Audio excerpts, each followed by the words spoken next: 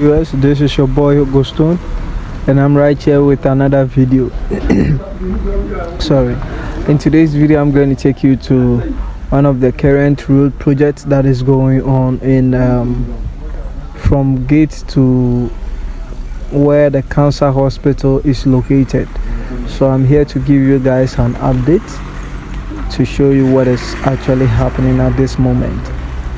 So I'm gonna start the video from here to Lighthouse, right, where the Lighthouse Chapel is located, and also go further to where they have ended the asphalt at this moment. You know, they have done the asphalt from where the cancer hospital is located. There's a runabout over there.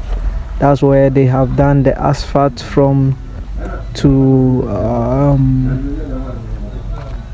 almost at Lighthouse Chapel, right?